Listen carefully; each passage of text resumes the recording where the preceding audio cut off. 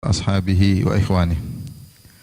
Hadirin dan hadirat yang dirahmati oleh Subhanahu wa taala, kita masih melanjutkan pembahasan dari Sahih Bukhari dari kitab Ar-Riqaq, yaitu hadis-hadis yang melembutkan hati.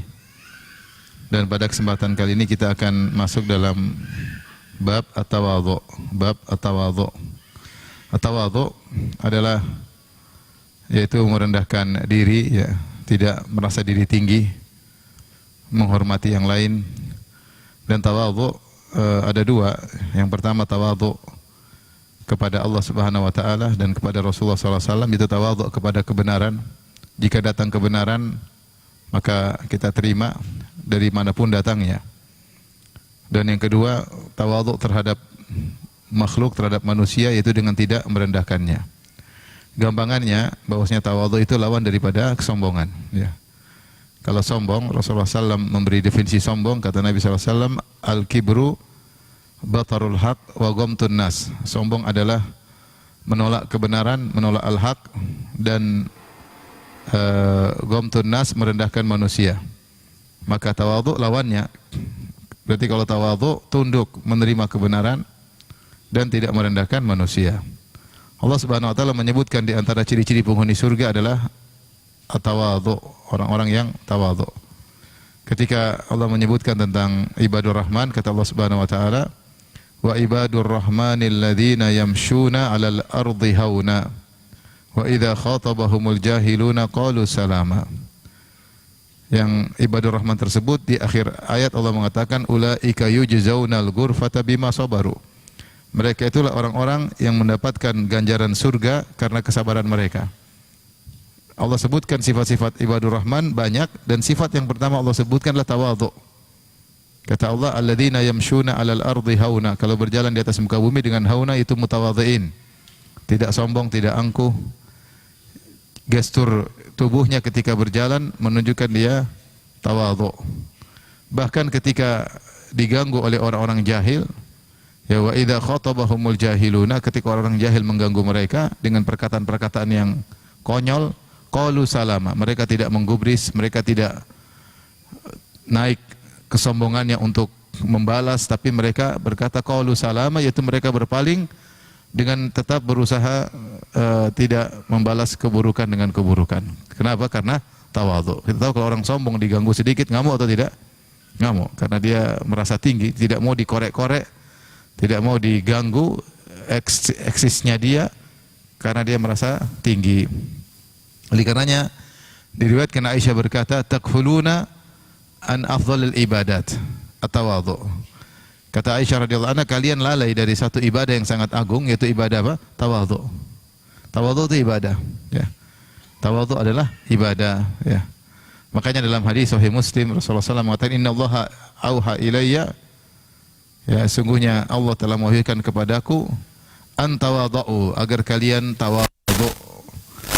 La yabghi ahadun ala ahad wa la yakhfar ahadun ala ahad, agar tidak seorang mendolimi yang lain dan agar tidak seorang sombong di atas yang lainnya. Di antara dalil yang menunjukkan bahwasanya tawadhu adalah ibadah yang agung, tadi pertama kita sudah sebutkan, dia adalah ciri pertama yang Allah sebutkan tentang para penghuni surga, yaitu tawadhu. Yang kedua, dia adalah lawan daripada kesombongan. Dan ini kita bisa mengetahui agungnya ibadah dari lawannya. Seperti syirik, dosa yang sangat besar. Sangat besar. Innallaha la yaghfiru ay yushraka bihi, Allah tidak mengampuni dosa kesyirikan. Inna syirka la dzulmun azim, sungguhnya syirik adalah dosa yang paling besar. Dosa yang sangat besar. Maka dari situ kita tahu lawannya tauhid adalah ibadah yang sangat apa? Agung. Kenapa? Karena lawan daripada dosa yang sangat besar. Berarti tauhid pahalanya sangat besar. Contohnya lagi, durhaka kepada orang tua, dosa sangat besar, ya. Rasulullah SAW mengatakan, ala unabbiukum bi akbaril kabair, maukah aku kabarkan kepada kalian tentang dosa-dosa yang paling besar? Dosa-dosa terbesar di dosa-dosa besar. Dosa-dosa besar banyak, tapi dosa yang paling besar di antara dosa besar. Maka Rasulullah SAW berkata, al-isyraku billah, syirik kepada Allah. Kemudian yang kedua, uququl walidain, durhaka kepada orang tua. Berarti lawannya apa? Berbakti kepada orang tua. Berbakti kepada orang tua pahalanya sangat besar karena lawan dari durhaka. Contoh lagi, mudah-mudahan ibu tidak tersinggung ya. Di antara dosa besar adalah tidak berterima kasih kepada suami. Nabi SAW bersabda dalam hadisnya, ya ma'syaron nisa tasaddaqna, wahai para wanita bersedekahlah. Fa innakunna aktsara hatabi jahannam, karena kebanyakan kalian masuk jadi bahan bakar di neraka jahanam. Masuk neraka maksudnya. Karena orang yang dimasuk neraka itu dia terbakar dan dia juga membakar seperti api, seperti kayu. Kalau kita bakar, kayu tersebut terbakar, dia juga mengeluarkan apa? Api. Dia terbakar dan membakar. Demikian juga penghuni neraka jahanam. Makanya Nabi mengatakan, wahai para wanita bersedekahlah, fa innakunna aktsaru hatabi jahannam, karena kalian banyak jadi bahan bakar di neraka jahanam.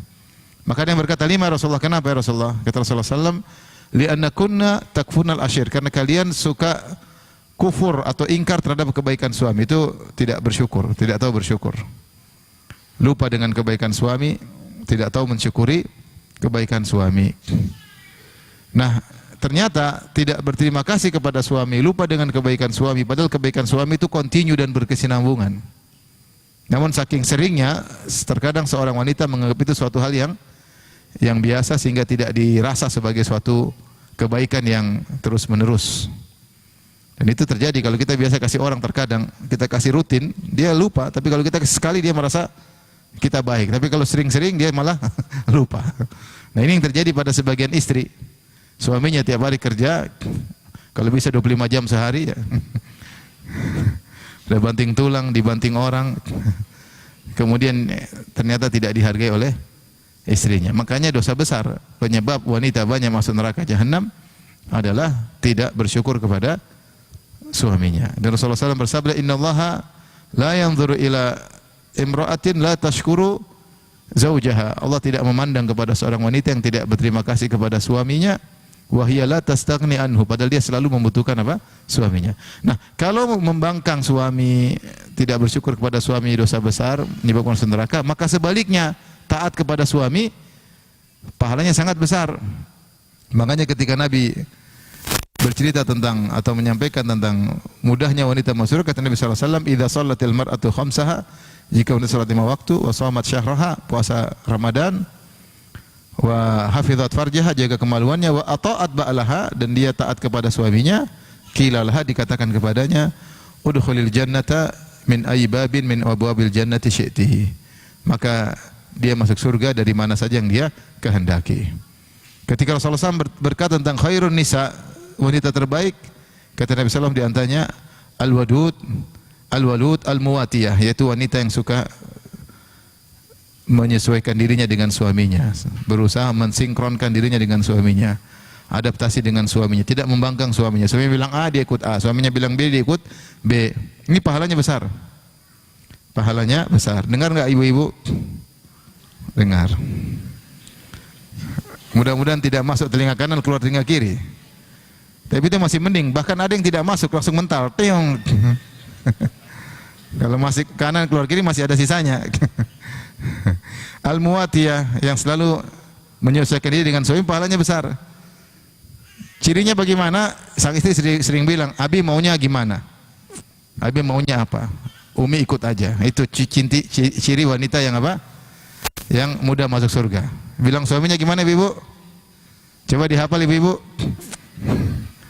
Abi maunya apa? Kok lari ke sini pembahasannya?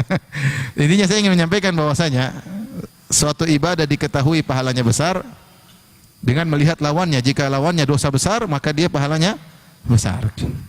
Itu berlaku dalam banyak hal. Tadi saya sebutkan beberapa contoh. Di antaranya adalah tawadhu. Tawadhu lawannya tadi apa? Sombong. Sombong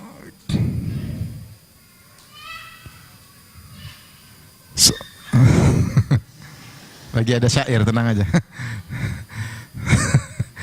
Sombong dosa besar atau dosa kecil? Dosa besar. Rasulullah SAW mengatakan, man kana fi qalbihi mithqalu dzarratin min kibrin la yadkhul jannah man kana fi qalbihi mithqalu dzarratin min kibr. Tidak masuk surga orang dalam dadanya ada kesombongan meskipun seringan dzarrah. Dzarrah itu suatu yang sangat ringan.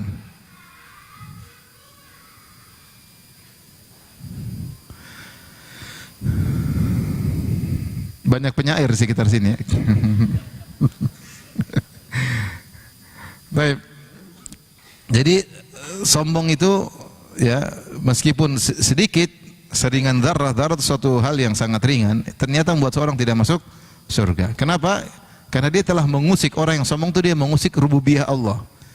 Karena yang berhak sombong hanya Allah semata. Karena semua alam semesta milik siapa? Allah. Ya.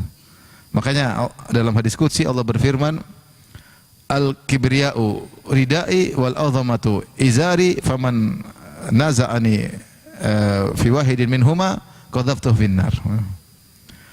Sungguhnya kesombongan adalah sarungku dan keagungan adalah selendangku. Siapa yang coba-coba mengusikku, ikut-ikutan, aku lempar dia di neraka jahanam. Jadi sombong ini dosa sangat besar. Sangat besar. Sombong dengan jabatan, sombong dengan ilmu, sombong dengan nasab, sombong dengan kegantengan, ketampanan, kecantikan, sombong dengan tas KW, sombong dengan sudah KW sombong lagi. Pokoknya sombong dosa besar. Nah, sedikit sombong bisa bikin masuk neraka jahanam. Nah, lawannya tawadhu. Berarti tawadhu pahalanya besar enggak? Besar pahalanya. Besar pahalanya. Oleh karenanya ketika Allah menyebutkan ciri ibadur rahman masuk surga, yang pertama Allah sebutkan alladzina yamshuna 'alal ardi hauna, yang berjalan dengan tawadhu. Dan itulah nasihat Luqman kepada putranya. Wala tusair khaddaka lin-nasi wala tamshi fil ardi maraha. Janganlah kau memalingkan wajahmu ketika berbicara sama orang lain, karena maling itu dia merendahkan. Kalau dia tidak merendahkan, dia pasti melihat. Kalau guru kita ngomong sama kita, kita kan pasti apa? Serius. Apalagi pejabat, apalagi presiden, apalagi raja. Tapi kapan kita orang ngomong kita sambil cuekin? Ketika kita tidak menghargai dia. Maka Luqman berkata, wala tusair khaddaka linnas. Jangan kau balikkan kepalamu, wajahmu ketika berbicara dengan manusia, karena itu sombong. Wala tamshi fil ardi maraha, dan jangan kau berjalan di atas muka bumi dengan kesombongan. Ya. Allah tidak suka orang yang sombong lagi angkuh. Nah, perintah untuk tidak memalingkan wajah ketika ngobrol sama orang berarti disuruh tawadhu, iya enggak? Berarti kalau ngobrol dengan menghormati orang yang sedang berbicara, berarti tawadhu. Perintah untuk tidak berjalan dengan kesombongan berarti suruh jalan dengan apa? Tawadhu. Dan inilah sifat Nabi SAW. Nabi adalah orang yang paling tawadhu. Dari segalanya, perkataannya, sifatnya, sikapnya, Nabi SAW sangat tawadhu. Bahkan ketika Nabi masuk menaklukkan kota Mekah, kalau mau sombong itu saatnya sombong. Gampangnya begini, Nabi diusir dari Mekah, berhijrah. Sampai kabur, sampai sembunyi di Jabal Thawr, Goa Thawr, kemudian langsung pasang strategi, dijadikan sayembara siapa yang bisa datangkan Muhammad dan Abu Bakar hidup atau mati dapat 100 ekor onta. Maka Nabi kabur, yang disebut dengan hijrah. Harus meninggalkan hartanya, rumahnya diambil oleh orang Quraisy. Nabi tidak punya rumah lagi ya. Intinya Nabi harus pergi. Dalam kondisi susah ketika itu. 8 tahun kemudian Nabi balik ke Mekah untuk menaklukkan kota Mekah dengan bawa pasukan 10.000 orang. Kalau mau membumi hanguskan Quraisy habis ketika itu. Maksudnya kalau kita kalau mau sombong itu saatnya sombong. Mana yang dulu usir saya 8 tahun yang lalu? Sini kumpul semua. Rasulullah bawa pasukan 10.000. Tapi ternyata Rasulullah SAW ketika masuk di kota Mekah dengan penuh tawadhu. Bahkan disebutkan beliau menundukkan kepalanya sampai kepalanya hampir mendekati pelana onta karena saking tawadhunya. Tidak gagah-gagahan begini, enggak. Tapi dengan tawadhu, dengan berjalan sampai disebutkan beliau membaca firman Allah, kalau enggak idza jaa nasrullah al-fath atau inna fatahna laka fatan mubina. Salah satu dari 2 ayat itu untuk menunjukkan bahwa ini semua dari Allah Subhanahu wa taala. Tidak ada kesombongan sama sekali. Kalau mau saatnya sombong, harusnya saatnya sombong. Tapi Nabi tidak sombong sama sekali. Nabi SAW kalau duduk sama para sahabat, bajunya sama. Bajunya sama, sehingga tidak tahu mana Nabi, mana yang lainnya. Sehingga kalau ada orang asing datang cari Nabi, mereka bingung, Muhammad yang mana? Karena penampilannya sama dengan yang lainnya. Oleh karenanya, para sahabat berkata, "Ya Rasulullah, kita buat tempat yang tinggi semacam gundukan, kalau kau beri taklim kau duduk di situ. Sehingga kalau ada orang asing datang mereka tahu langsung Muhammad yang mana. Karena dia yang memberi materi kemudian duduk di tempat yang tinggi." Sehingga para ulama mengatakan boleh seorang ustadz duduk di kursi, itu sunnah supaya bisa ketahuan mana ustadznya. Nanti antum yang dikira ustadz, jenggot antum lebih panjang daripada saya. Makanya kasih kursi biar tahu saya ustadznya, biar tahu lo. Maksud saya lihat Nabi SAW sampai tidak diketahui mana Nabi mana yang lainnya. Kenapa? Karena penampilannya apa? Sama. Kenapa tawadhu? Bahkan saya sering sampaikan ketika Nabi SAW hijrah dari Mekah kota Madinah, maka banyak orang menyangka Abu Bakar adalah Nabi. Mereka ucapkan, karena mereka nggak pernah lihat Nabi. Mereka ucapkan salam kepada Abu Bakar. Nabi diam-diam aja. Nabi nggak bilang, gua bukan. Begitu sampai Nabi duduk, ternyata Nabi terkena matahari. Abu Bakar kemudian menaungi Nabi. Baru mereka tahu, oh Nabi yang ini rupanya, bukan yang tadi. Kenapa? Karena pakainya sama. Ketika ada seorang datang kepada Nabi, datang gemetar mau ngomong sama Nabi ketakutan. Kata Nabi, hawin ala nafsik, santai aja. Lastu bimalik, saya bukan raja. Tenang aja, nggak usah. Bukan, oh ya, enggak. Saya bilang santai, saya bukan raja. Ya. Innama ana ibnu imra'atin, sesungguhnya adalah seorang putra dari seorang wanita, takulul qadid, yang hanya makan qadid. Qadid itu apa namanya, daging yang dikeringkan. Maksudnya gampangnya seakan-akan dia berkata seandainya orang Indonesia santai aja, saya bukan raja, saya juga sama kamu, sama-sama makan nasi. Gampangnya gitu. Enggak usah, biasa aja. Ya. Jadi Rasulullah SAW tawadhu. Ketika Rasulullah SAW ditarik tangannya oleh seorang, lengannya ditarik oleh bajunya oleh seorang budak wanita yang agak terganggu, Rasulullah biarkan. Dia ingin Rasulullah biarkan. Dia ada keperluan, Rasulullah biarkan. Sampai ada seorang wanita datang ngobrol sama Nabi, ada gangguan di akalnya, Rasulullah SAW dengerin. Tawadhunya Nabi SAW. Ini orang ada gangguan, Rasulullah biarin. Rasulullah bukan orang tidak sibuk, super sibuk. Istrinya berapa? 9. Kita satu aja sok sibuk ya.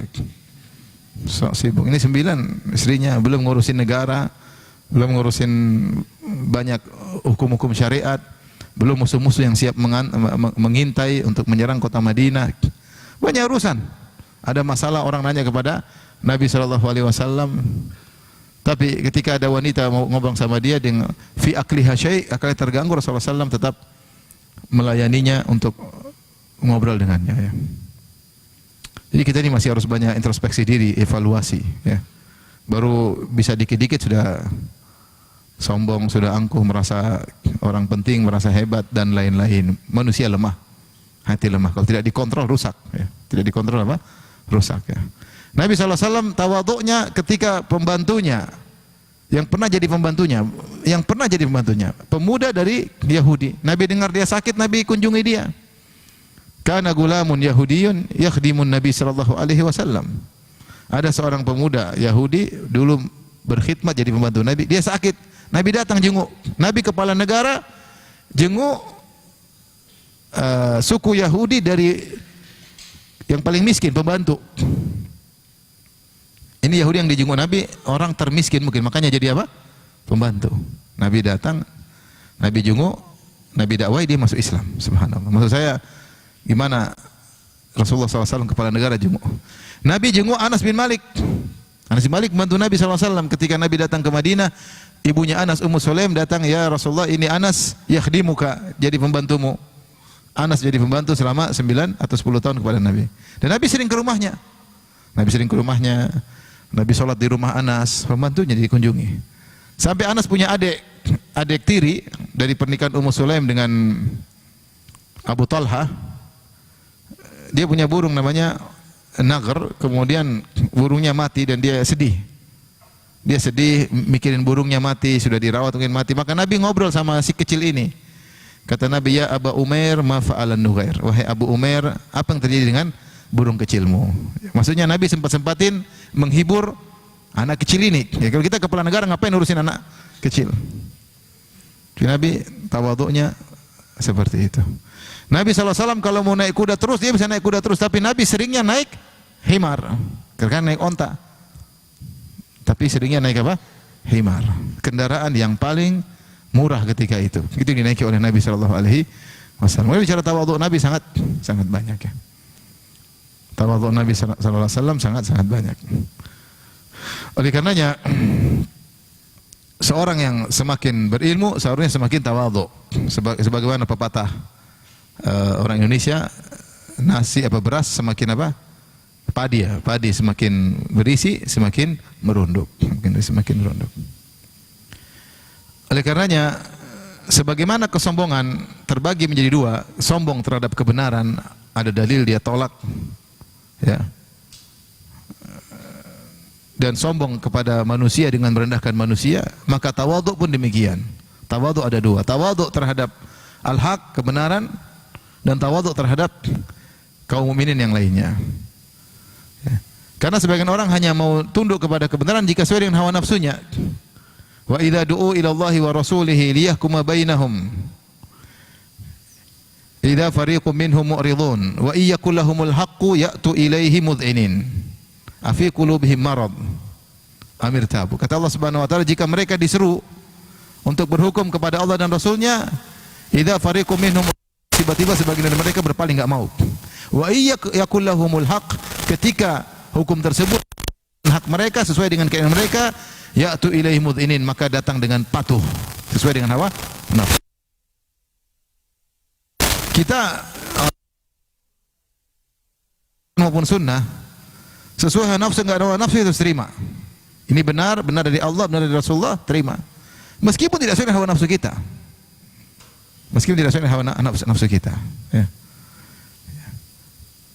Tahu ini begini hukumnya haram, ya sudah kita tinggalin meskipun kita suka dengan hal tersebut. Jangan kita berusaha melawan ya. Kita bisa melakukan, enggak bisa melakukan urusan kedua.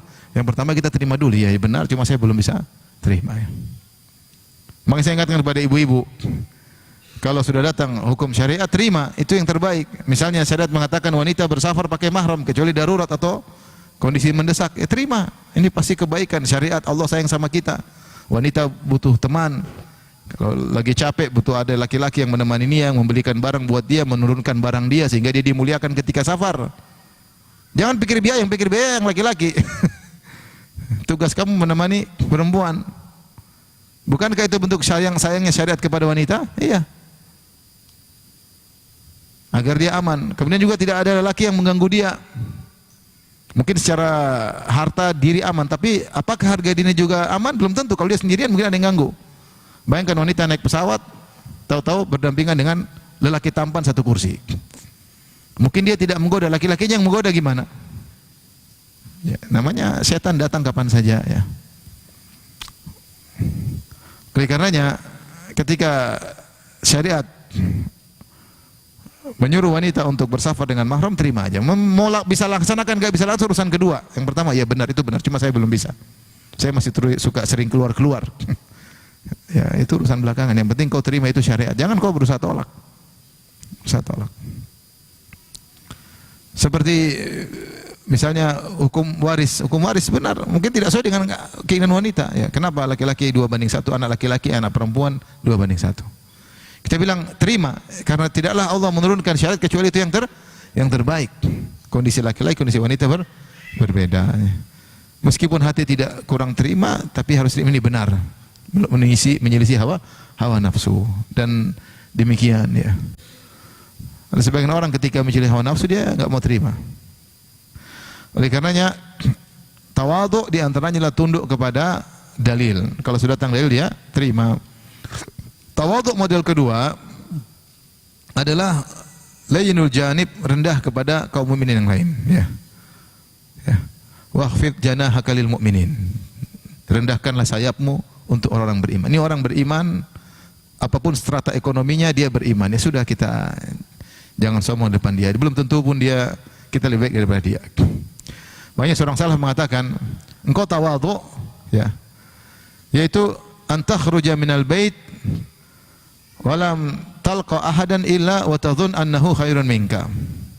Namanya tawadhu, engkau keluar dari rumahmu dan engkau tidak bertemu dengan seorang mukmin pun kecuali menyangka dia lebih baik daripada dirimu. Itu namanya tawadhu. Kenapa? Karena bisa jadi dia punya amal soleh yang kita tidak tahu.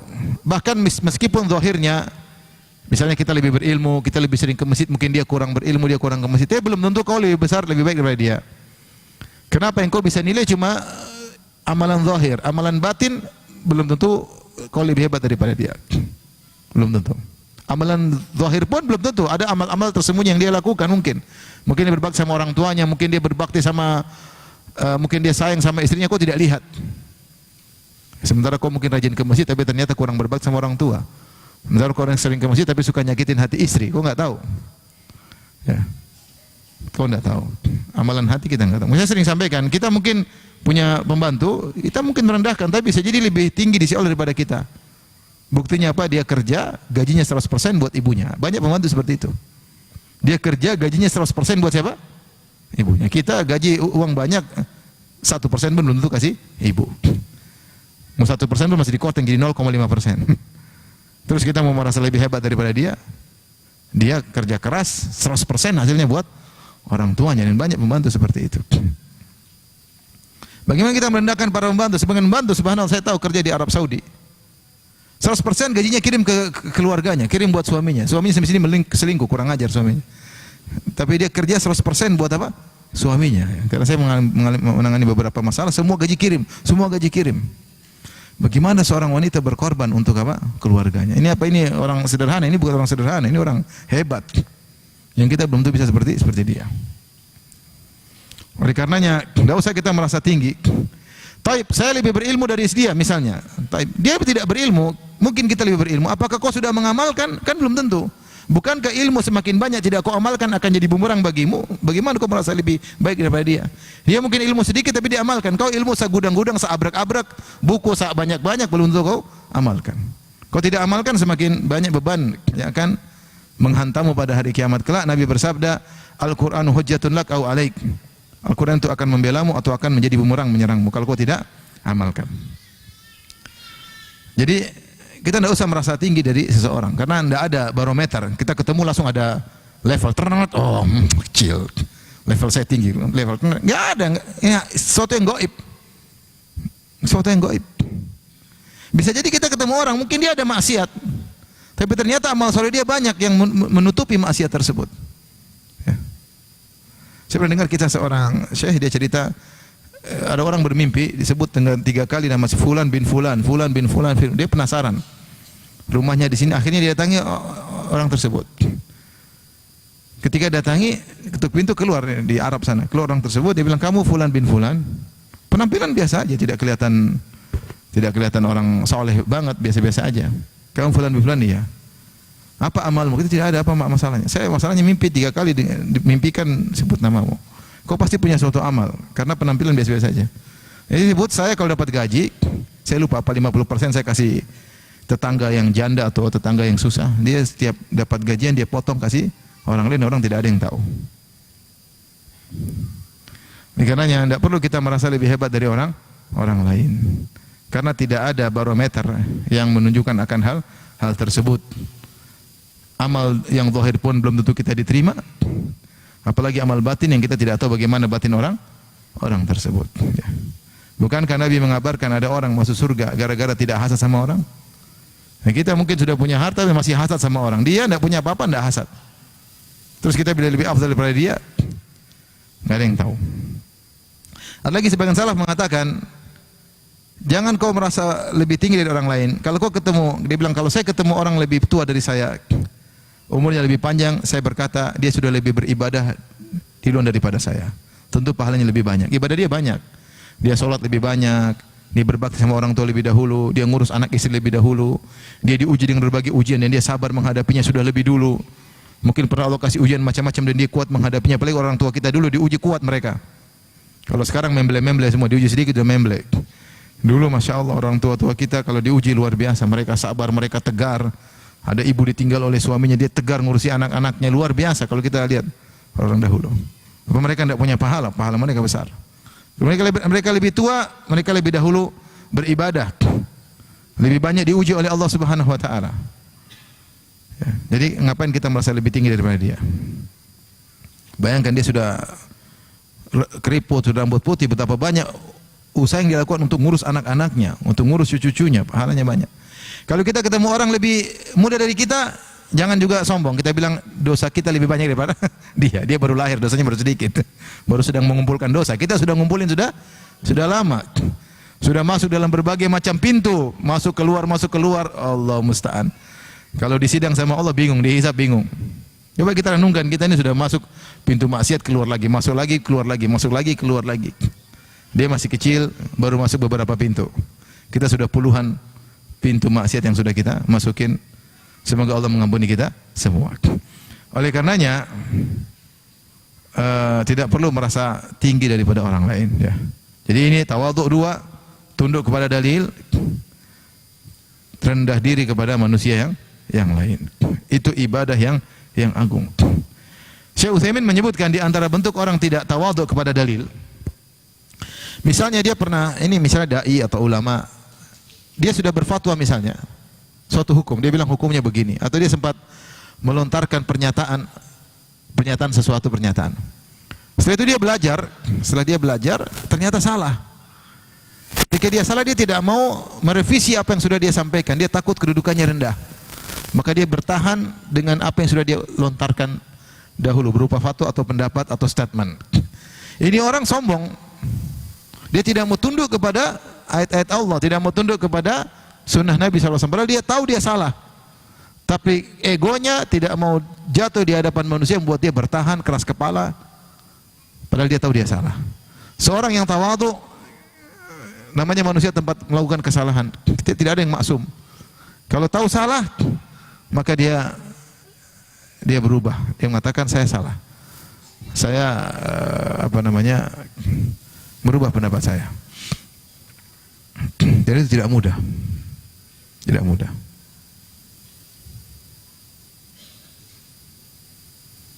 Ya, saya bukan siapa-siapa, tapi saya beberapa diskusi sama beberapa orang. Saya bilang, kamu salah. Ini saya rubah, tidak dirubah. Ada yang lain, nanti saya rubah, tidak dirubah. Takut jatuh di hadapan manusia. Itu berat. Tapi kalau kamu tunduk di hadapan Allah, ya sudahlah. Mudah, kita ini manusia tempat salah. Alhamdulillah kita tahu kebenaran daripada kita ngeyel di atas kebatilan. Tinggal rubah, saya dulu salah, yang benar gini. Orang mau ngapa terserah apa. Yang penting nilai saya di hadapan Allah naik. Ini nama tawadhu di hadapan Allah Subhanahu wa taala. Para ulama bahas, disinggung oleh beberapa ulama, di antaranya Al-Hafidz Ibnu Hajar dan juga yang lainnya, menyinggung kesombongan dua. Sombong kepada manusia, sombong kepada dalil. Yang lebih parah sombong sama dalil. Karena dia sombong kepada Allah Subhanahu wa taala. Mau egonya sehingga dia menolak dalil, ini dosanya lebih besar daripada sombong kepada manusia. Maka sebaliknya tawadhu terhadap dalil itu paling lebih besar daripada tawadhu terhadap apa? Manusia. Telah datang dalil, kau sudah tahu ini benar, tawadhu. Ya, saya salah. Dulu saya pernah begini, saya rubah pendapat. Diriwayatkan bagaimana para imam, mereka berpendapat sampai banyak. Imam Ahmad terkadang satu masalah 5 riwayat. Satu masalah 5 riwayat terkadang, 4 riwayat terkadang. Kenapa? Karena bisa jadi dia berubah. Dia begini, kemudian pendapat begini, sampai 5 kali bisa berubah. Imam Syafi'i terkenal punya qaulul qadim, qaul jadid. Ketika beliau sedang di Irak, beliau punya fatwa-fatwa disebut qaulul qadim, pendapat lama. Ketika beliau pergi ke Mesir, banyak perubahan, namanya qaul jadid, pendapat baru. Beliau tidak ragu untuk merubah banyak pendapatnya kepada pendapat yang baru, tidak ragu-ragu. Tidak sombong, enggak, saya sudah pernah gini, saya tidak akan berubah, enggak, bertahan, enggak. Ya.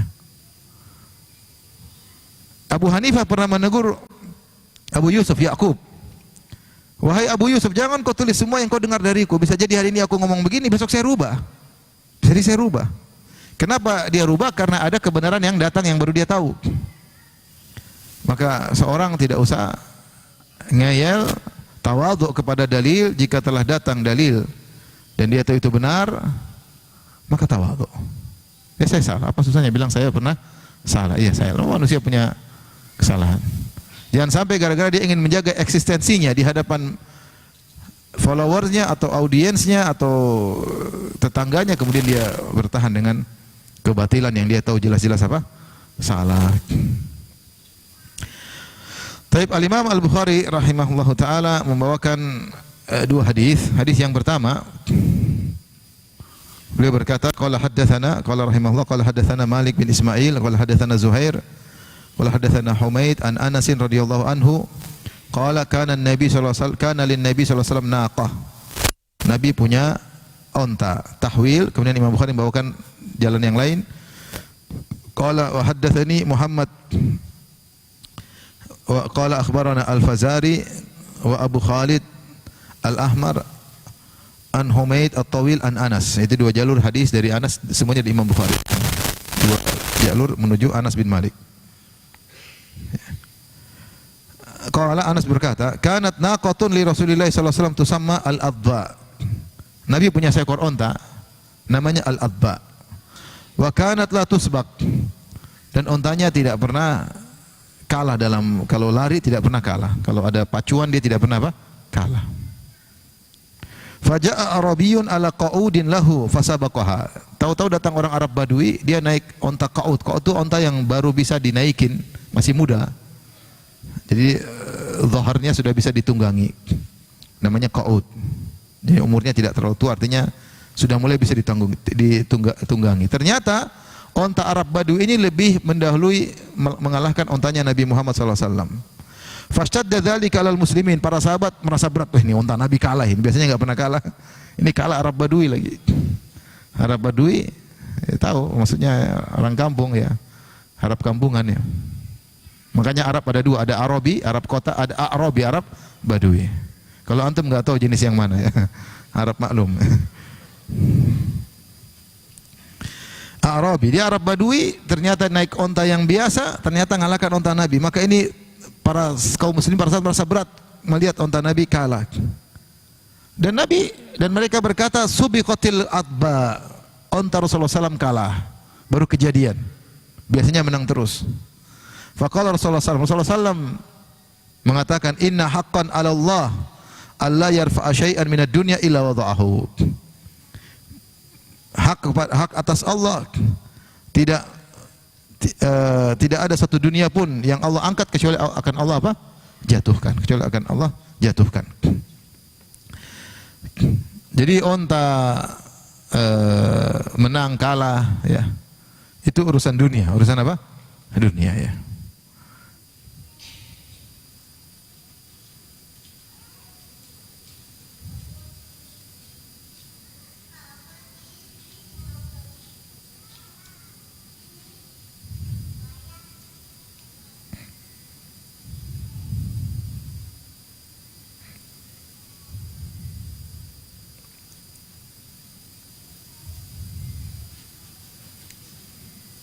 Tadi ada baca perkataan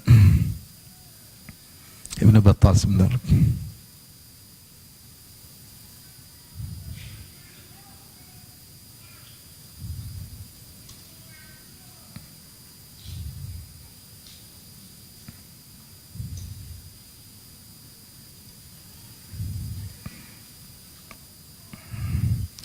Kata Ibnu Battal rahimahullahu taala, dia punya syarah Sahih Al-Bukhari yang sering dinukil oleh Ibnu Hajar dalam Fathul Bari. Ibnu Battal wafat 449 Hijriyah, itu ulama abad kelima. Dia pernah mensyarah Sahih Al-Bukhari dan dia berkata ketika mengomentari hadis ini, beliau berkata, "Fanabbaha bidzalik ummatahu." Rasulullah SAW ketika mengatakan, "Inna haqqan 'ala Allahi alla yarfa'a syai'an minad dunya illa wada'ahu." Merupakan hak Allah, tidaklah Allah mengangkat sesuatu dari perkara dunia kecuali Allah akan jatuhkan. Fanabbaha bidzalik ummatahu. Rasulullah mengingatkan kepada umatnya dengan perkataan beliau tersebut, ala tarkil mubahat wal fakhr bimata'id dunya. Agar meninggalkan bangga-banggaan, sombong-sombongan dengan perkara-perkara dunia. Karena sombong-sombongan perkara itu bertentangan dengan tawadhu. Ini kaitannya hadis ini dengan tawadhu. Kalau kita bangga-bangga punya mobil apa, itu namanya tidak tawadhu. Kau punya tas apa? Ibu-ibu, tasmu apa? Mereknya apa? Saya punya merek ini. Kamu KW berapa? Kamu KW 7, saya KW 1. Sama ya, sama-sama KW, sombong-sombongan. Ini tidak tawadhu. Semua, termasuk mungkin kita lagi umrah. Kamu hotel mana? Bintang berapa? Bintang 7. Mau apa? Jadi itu kan bukan urusan akhirat, bintang, hotel bintang-bintang, paham nggak? Kapan kita bangga dengan kita bintang ini, itu berarti tidak tawadhu. Padahal onta Nabi bisa digunakan jihad nggak? Bisa. Kenapa dibolehkan lomba onta, lomba kuda? Karena dua hewan ini bisa digunakan untuk apa? Jihad. Dan saya perlu ingatkan bahwasanya sebagian ulama mengatakan sunnah seperti pendapat Syekh bin Baz. Ketika ditanya apakah naik kuda sunnah, kata beliau naik kuda sunnah jika diniatkan untuk jihad fisabilillah. Tapi kalau nggak ada jihad ya cuma perkara mubah ya. Maksudnya jangan sampai nekat-nekat beli kuda mahal-mahal. Sudah beli mahal-mahal katanya sunnah, padahal enggak. Kalau enggak untuk jihad tidak sunnah. Itu dia sunnah ketika digunakan untuk apa? Jihad fisabilillah. Karena nekat beli kuda, tapi itu bangga kuda saya sekian. Karena kuda itu biayanya mahal. Sebulan bisa puluhan juta kalau nggak salah katanya ya. Jadi mau saya onta Nabi itu diperlombakan boleh. Makanya ada lomba balap onta, ada lomba balap pacuan kuda. Yang tidak ada pacuan kambing, belum ada, sampai apalagi pacuan ayam. Itu pun kalau Nabi ontanya, kalau Nabi tidak apa-apa. Nabi bilang tidaklah, karena ini duniawi. Tidaklah Allah mengangkat haqqan 'ala Allah alla yarfa'a syai'an minad dunya illa wada'ahu. Tidak ada perkara ini Allah angkat kecuali Allah jatuhkan. Maka kapan kita sombong-sombongan dengan urusan dunia, berarti kita tidak tawadhu. Karena bertentangan dengan tawadhu. Ini maksudnya Imam Bukhari membawakan hadis ini, kata Ibnu Battal, fanabbaha bidzalika ala ummatahu, maka Nabi mengingatkan kepada umatnya ala tarkil mubahat, untuk meninggalkan bangga-banggaan, wal fakhr bi mata'id dunya, sombong-sombongan dengan barang-barang dunia ya. Kemudian beliau berkata fa haqqun ala kulli dhi aqlin az-zuhdu fi wa anna ma kana inda Allah fi manzilati dha'ah fa haqqun ala kulli dhi aqlin az-zuhdu fihi wa qillatil munafasati fi talabihi. Maka perkara yang di sisi Allah itu rendah, maka bagi orang yang berakal untuk zuhud pada perkara di atas. Karena dunia itu rendah, tidak nilai di sisi Allah Subhanahu wa taala. Maka orang yang berakal harusnya zuhud pada perkara yang dinilai rendah oleh Allah Subhanahu wa taala. Wa qillatul munafasati fi talabihi, dan sedikit bersaing untuk urusan dunia. Wa tarkut tarafu'i wal ghibtati binailihi, dan jangan merasa tinggi kalau sudah mendapatkan dunia, dan jangan cemburu kepada orang untuk urusan apa? Dunia. Li'annal mata' bihi qalil wal hisab alaihi tawil. Kenapa? Karena kesenangan dari perkara dunia, mau mobil, mau tas, itu kesenangannya sedikit dibandingkan kesenangan apa? Akhirat. Senangnya sedikit tapi hisabnya panjang. Hisabnya panjang. Kalau gitu enggak usah bangga-banggaan. Ini peringatan bagi kita semua. Karena bangga-banggaan urusan dunia ini bukan cuma orang awam saja, tapi orang udah ngaji juga seperti itu. Enggak usah jauh-jauh masalah kita haji umroh aja sekarang seperti itu. Apa reguler kita plus? Emang kalau plus mabrur, reguler enggak? Kamu bintang berapa? Kita bintang sekian ya. Kadang-kadang jadi kebanggaan. Kalau jadi makan, oh kamu mau naik pesawat, saya bisnis kelas. Enggak usah. Itu apa? Itu kalau kamu bangga dengan bisnis kelas, bangga dengan hotel bintang 5, bangga dengan itu duniawi. Itu bertentangan dengan tawadhu. Tawadhu harusnya enggak begitu. Justru orang yang terbiasa dengan barang-barang mewah, maka dia terkadang masuk kesombongan dalam hatinya tanpa dia sadari. Dia harus selalu keren, harus selalu pokoknya top, hingga tawadhunya hilang. Maka waspada, terutama ibu-ibu yang kadang bangga-banggaan di medsos, dibikin status di mana, di WA ya. Jangan, itu duniawi ya. Tidak boleh. Onta saja yang digunakan untuk jihad tidak boleh dibangga-banggain, apalagi cuma moge. Apalagi apa?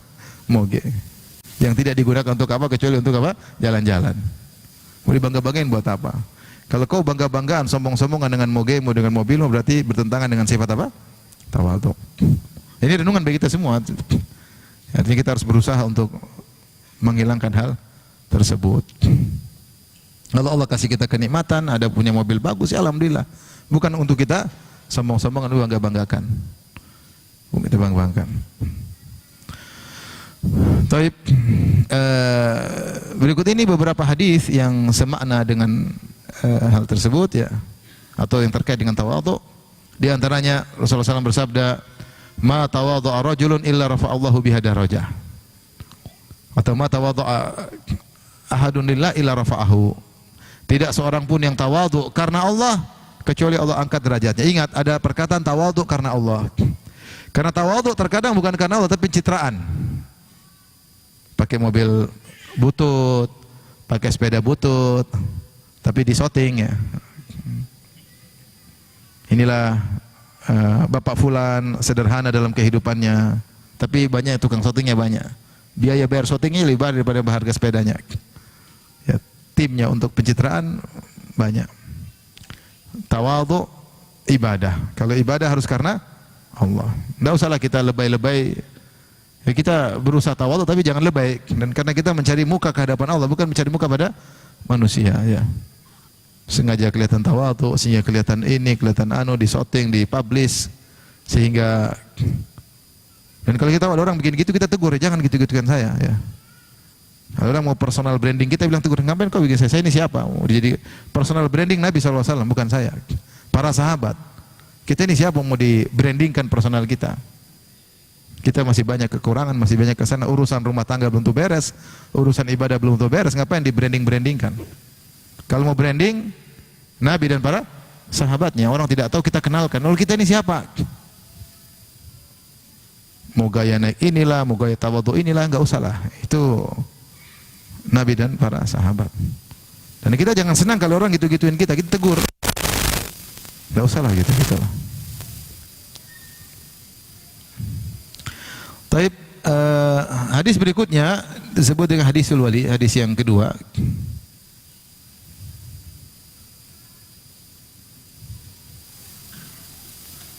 Kalau di sini Ibnu Battal menyebutkan asar para salaf bagaimana mereka tawadhu.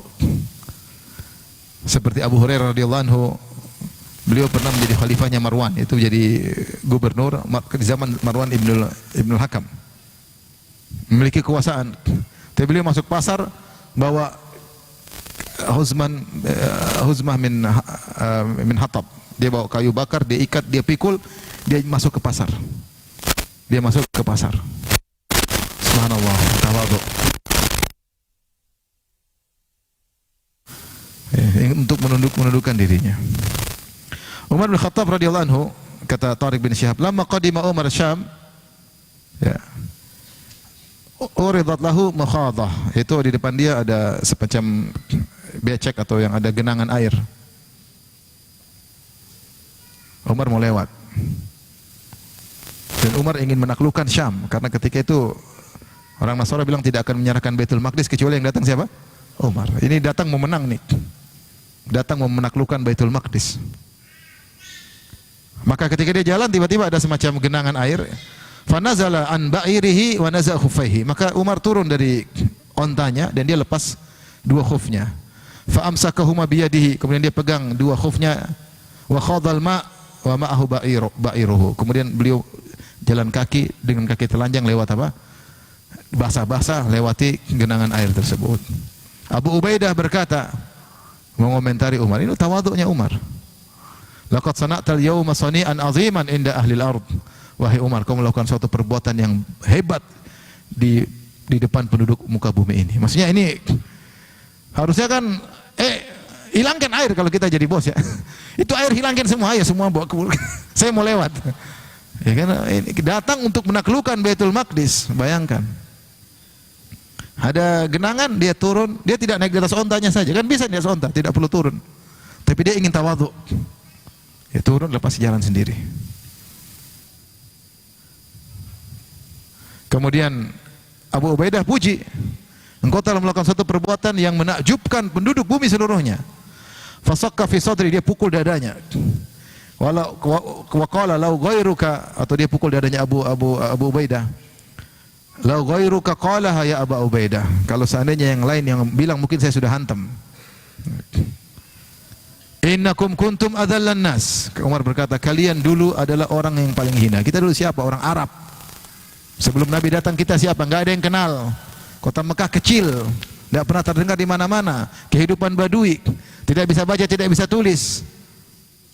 Kalian dulu orang yang paling hina, wa ahqaran nas, orang yang paling rendah di atas muka bumi ini. Persia sudah maju, Romawi sudah maju, Arab dulu apa? Terbelakang. Masih ingatkah kalian? Fa'azakumullahu bil Islam, maka Allah muliakan kalian dengan Islam. Ya, Islam buat kalian maju. Famahma tatlubuna al-izza fi ghairihi yudhillukumullah. Kapan kalian mencari kejayaan dengan cara selain Islam, Allah akan hinakan. Sekarang orang berbalik, Islam menyebabkan keterbelakangan. Jangan Islam supaya tidak apa? Islam tidak ada kaitannya, ya akhi. Islam tidak membuat ente terlambat. Dan jangan cari kejayaan dengan selain apa? Islam. Makanya di antara saya kemarin sempat ke apa namanya? ke ada sebagian ikhwan sana bilang, ini Qatar ini kata Ustaz, bosnya negara Islami tapi bisa maju. Maksudnya Islam tidak bertentangan dengan apa? Dengan kemajuan. Bisa Islam, bisa apa? Bisa maju. Dengan berbagai macam model apa kemajuan yang mereka miliki, tentu dengan kekurangan-kekurangannya. Tapi maksudnya bukan berarti kalau kita Islam berarti kita mundur, enggak. Tapi sekarang banyak orang berkeyakinan kalau ikut Islam bakalan mundur. Itu masalah. Umar menunjukkan bahwasanya kita merendah karena Allah Subhanahu wa taala. Jangan kita dia ingin menegur, jangan cari kejayaan dengan sok-sokan naik onta di atas air, enggak. Kejayaan bukan di situ. Kejayaan itu dengan menjalankan syariat apa? Islam. Kenapa dia sengaja begitu? Mungkin timbul dalam dirinya. Naik onta, kemudian tidak mau turun gara-gara ada pecek, maka dia ingin mengalahkan itu semua, dia turun. Radhiyallahu taala anhu, ya.